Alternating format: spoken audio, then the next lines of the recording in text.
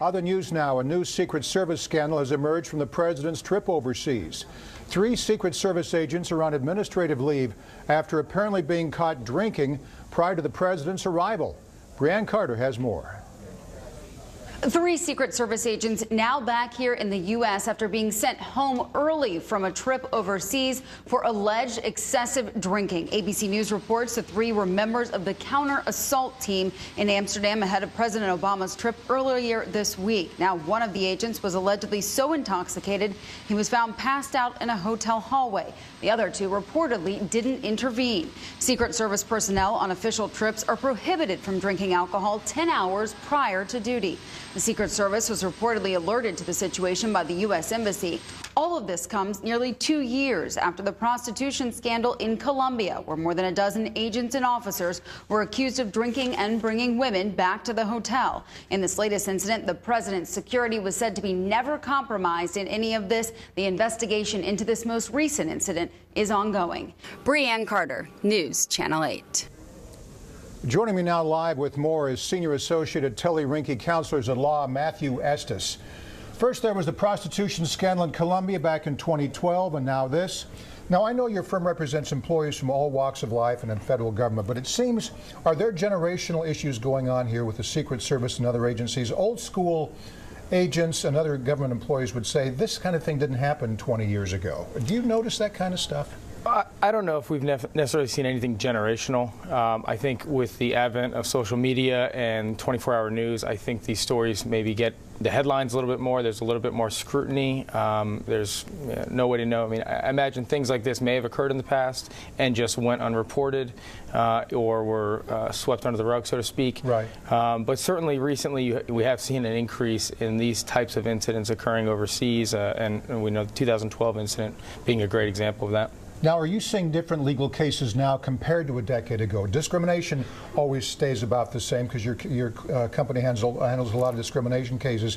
But when we talk about social media, are you seeing different types of legal cases now? Email, hacking, bullying on Facebook and so forth? I think there are more opportunities now for employees to step out of line with the standards of conduct, whether it be social media or Facebook or essentially, when the 9 to 5 isn't always the job anymore. There are things that can happen off duty. This is a perfect example. You know, these special agents weren't technically on duty at the time this misconduct occurred, but it may result in disciplinary action. What kind of legal procedures will these agents go through? Well, first there will be an investigation. I believe, has been reported, they've already been taken home. They've been placed on administrative leave. An investigation will include questioning every witness, questioning them. They will then receive notice of any proposed disciplinary action. Given the new rules that were put in place in 2012 and past precedent, I would be surprised if removal wasn't on the Secret Service's mind right now. But they will have a chance to respond and present their case and explain their side of the story and make sure all the facts are heard before a decision is issued. So we had the Cartagena scandal back in 2012 with Secret Service. We've got this thing. They were off duty but drunk. If you were both a defense lawyer and working for the prosecution, what kind of questions would you want to hear from would you want to be asking these guys right now? Well, I'd certainly want to know when they were consuming alcohol, at what time they stopped, given the new rules for Secret Service agents in regards to when they go back on duty. Anyone who was with them, anyone who can back up their side of the story so we could question them. But really what they were doing and if they think there's any mitigating circumstances that would be relevant to a decision. You mentioned because of the social media where people are more open, everybody's on Twitter and Facebook, that maybe these cases are being exposed more and we're hearing more about it these days.